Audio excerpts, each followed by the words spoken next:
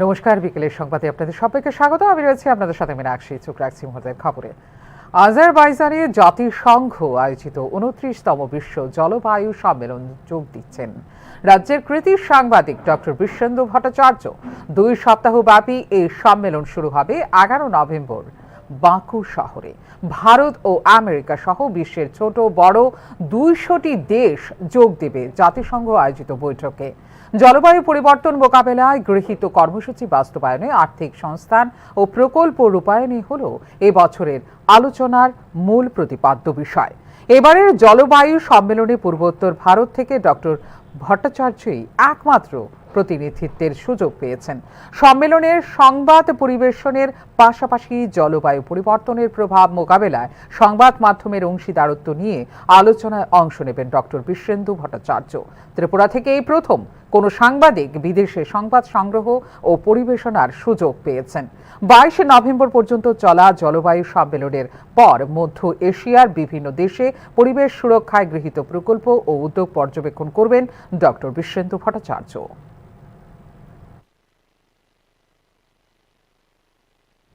বিভিন্ন মহল থেকে উঠে আসা তথ্য অনুসারে পদত্যাগ করতে চলেছেন রাজ্যের অ্যাডভোকেট জেনারেল সিদ্ধার্থ শঙ্কর দে। আইন দপ্তরের সঙ্গে বিবাদের কারণে রাজ্য ত্যাগ করার সিদ্ধান্ত নিয়েছেন অ্যাডভোকেট জেনারেল বলে উঠে এসেছে বিভিন্ন মিডিয়া রিপোর্টে। রাজ্য সরকারের আইন বিভাগ এবং সিনিয়র আমলাদের সাথে বিবাদের কারণে পদত্যাগ করতে চলেছেন রাজ্যের অ্যাডভোকেট জেনারেল সিদ্ধার্থ শঙ্কর দে। বিভিন্ন মহল থেকে উঠে আসা এই সংবাদের কারণে এক প্রস্থ জল্পনা তৈরি হয়েছে রাজ্যে। আগামী সপ্তাহের প্রথম কার্যদিবস অর্থাৎ সোমবারই পদত্যাগপত্র জমা দিতে পারেন অ্যাডভোকেট জেনারেল সিদ্ধার্থ শঙ্কর দে। করোনা আক্রান্ত হয়ে পূর্ববর্তী অ্যাডভোকেট জেনারেল অরুণকান্তি ভৌমিকের মৃত্যুর পর সিদ্ধার্থ শঙ্কর দেকে অ্যাডভোকেট জেনারেল হিসেবে নিযুক্ত করা হয় 29 ডিসেম্বর 2020 সালে। পদোন্নতির আগে গুয়াহাটি হাইকোর্টে প্র্যাকটিস করতেন উত্তর ত্রিপুরা জেলার বাসিন্দা সিদ্ধার্থ শঙ্কর দে। সম্প্রতি আইন বিভাগ এবং ঊর্ধ্বতন আমলাদের সাথে বিরোধ তৈরি হবার খবর চাউর হয়েছে রাজ্য এবং জাতীয় পর্যায়ের সংবাদ মাধ্যমগুলিতে। 2023 সালের মে মাসে ত্রিপুরা উচ্চ আদালতের প্রাঙ্গণে অ্যাডভোকেট জেনারেলকে অপমান করার বিষয় নিয়ে ত্রিপুরার বার কাউন্সিলরের কাছে লিখিত অভিযোগ দায়ের করেছিলেন অ্যাডভোকেট জেনারেল সিদ্ধার্থ শঙ্কর দে। এদিকে ত্রিপুরা উচ্চ আদালতের একজন সিনিয়র আইনজীবীকে পরবর্তী অ্যাডভোকেট জেনারেল হিসেবে বেছে নিয়েছে রাজ্য সরকার। আগামী সপ্তাহেই এর আনুষ্ঠানিক ঘোষণা হবে বলে জানা গেছে প্রশাসন সূত্রে। ফিউরো রিপোর্ট, নিউজ নাও। এদিকে আগুনে পুড়ে ছাই রাজধানী আগরতলার কর্নেল চৌমুহনীতে দাঁড়িয়ে থাকা একটি গাড়ি। গাড়ির পাশে একটি দোকানেও আগুন ছড়িয়ে পড়ে। ঘটনার খবর পেয়ে অগ্নি নির্বাপক দপ্তরের কর্মীরা আগুন নিয়ন্ত্রণে আনেন।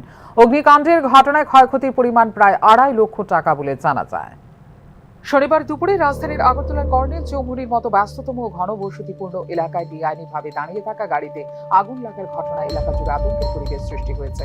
এলাকাবাসী ও অগ্নি নির্বাপক দপ্তরের তৎপরতায় আগুন নিয়ন্ত্রণে আসে। তবে গাড়িটির পাশে একটি দোকানে আগুন ছড়িয়ে পড়ায় দোকানটি ক্ষতিগ্রস্ত হয়। ক্ষতির পরিমাণ প্রায় 2.5 লক্ষ টাকার মতো হবে বলে জানিয়েছেন দোকানের মালিক দীপক চক্রবর্তীর ছেলে। গাড়িটি আছে না সম্পূর্ণ যে কোনো দোকানের সামনে রেখে দেব, যে কোনো দোকানের সামনে কোনো পার্কিং জোন নাই, দোকানের সামনে রেখে দিব। দোকান খোলা থাকলেও রেখে দিব, না থাকলেও রেখে দিব। শূন্য ছাড়া আইসি আগুনের ভিতরে জাপ মারছি। তো এই যে মানুষের যে হয়রানি নেই, ট্রাফিক দপ্তরের হয়রান নাই, হেলদোল নাই, এতে ভূমিকাটা তো ট্রাফিকের দরকার আছে না। এখানে গাড়ি রাখবো দিলি কাজ, গাড়ি রাখবো একটা সাইডে গিয়েছে, এই সাইডে ওয়ালের আদন আছে, এখানে রেখে বিহান রেখে একটু হাইটটাই তৈরি করছি। 12 টাকা খরচ দিয়েছি, কারণ আমার মেশিনটা স্টার্ট হইব না কই পারি না, মেশিনটা আমি আছে 2 লাখ টাকা। রাস্তার পাশে দাঁড়িয়ে থাকা গাড়িতে হঠাৎ আগুন লাগলে শুধুমাত্র এলাকাবাসী ও অগ্নি নির্বাপক দপ্তরের কর্মীদের তৎপরতায় ভয়ঙ্কর বিপদের হাত থেকে এদিন রক্ষা পেলেন এলাকাবাসী। সব সময় আমাদের দোকানের সামনে গাড়ি, তারা লোকে কেস কিছু করতে হতো, আমরা টেনশন করতে হতো, তারা যন্ত্রণ গাড়ির যন্ত্রণ আমরা দোকানদারি করতে আমরা দোকানদারি। রাস্তার পাশে এইভাবে বেআইনিভাবে দাঁড়িয়ে থাকা গাড়িতে আগুন লাগার জন্য ট্রাফিক দপ্তরের উদাসীনতাকে দায়ী করেছেন এলাকাবাসী। তাদের অভিযোগ, এভাবে দিনের পর দিনে রাস্তার পাশে বেআইনিভাবে গাড়ি পার্কিং করে রাখা হয়, কিন্তু এই ব্যাপারে ট্রাফিক দপ্তরের কোনো হেলদোল নেই।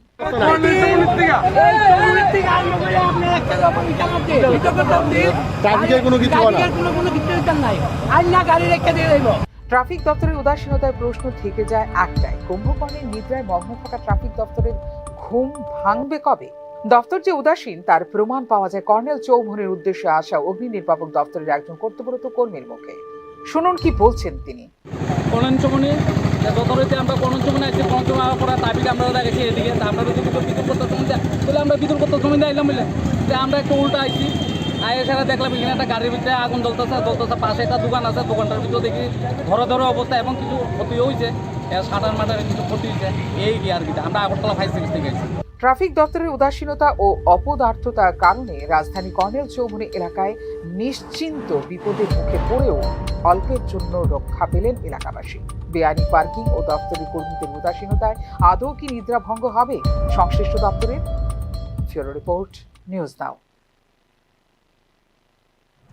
অনলাইনে গেম কেড়ে নিল এক তরতাজা যুবকের প্রাণ। বাড়িতে বাবার কাছে পুকুরি খেয়ে আত্মহত্যার পথ বেছে নিল 16 বছরের যুবক আব্দুল ইমন মুশতাক। ঘটনা নতুন বাজার থানাধীন খেদারনল এলাকায়। যুবকের মৃত্যুতে এলাকায় শোকের ছায়া বিরাজ করছে। ঘটনা তদন্তে পুলিশ আধুনিক প্রযুক্তি মানুষকে যেমন নিত্য নতুন বিনোদন ভরপুর আনন্দ দেয়, তেমনি প্রযুক্তির কুপ্রভাবে মানুষকে প্রতিনিয়ত বিপথগামী করে প্রাণহানির ঘটনাও ঘটে চলেছে নিরন্তর। জানা যায়, আত্মহত্যার ঘটনা আঁচ করতে পেরে পরিবারের লোকজন সঙ্গে সঙ্গে আব্দুল ইমনকে নতুন বাজার হাসপাতালে নিয়ে গেলে কর্তব্যরত চিকিৎসক তাকে মৃত বলে ঘোষণা করেন। আত্মহত্যার ঘটনায় গোটা পরিবারে নেমে এসেছে শোকের ছায়া। এই ব্যাপারে নতুন বাজার থানার একজন পুলিশ আধিকারিকের কাছে জানতে চাইলে তিনি জানান, খবর পেয়ে পুলিশ ঘটনাস্থলে গিয়ে আত্মহত্যার ঘটনা সম্পর্কে অবহিত হয়। তিনি জানান, আইন অনুযায়ী শনিবার ময়না তদন্তের পর যুবকের মৃতদেহ পরিবারের হাতে তুলে দেওয়া হবে। হসপিটাল থেকে একটা রিকুইজিশন আছে যে একটা জর্ডের আছে এবার গেলাম গিয়ে পরে পাইলাম এই ইমার্জেন্সির সামনে বয়স হলো 16, নাম হলো আব্দুল ইমন মুস্তাক, বাবার নাম লিটন মিয়া, বাড়ি খেদারনাল। এটা এখন যেহেতু জর্ডের আছে পুষ্পনা হইব আগামীকালকে যেহেতু রাত্র হয়ে গেছে পুষ্পনা হইতো না, কালকে পুষ্পনা হইব, পুষ্পনা হইয়া তারা তো এখনকার মতো এই মুহূর্তে সংবাদ এই পর্যন্ত। অন্যান্য আপডেটস দেখার জন্য অবশ্যই নজর রাখতে হবে নিউজ নাওয়ের পর্দায়। নমস্কার।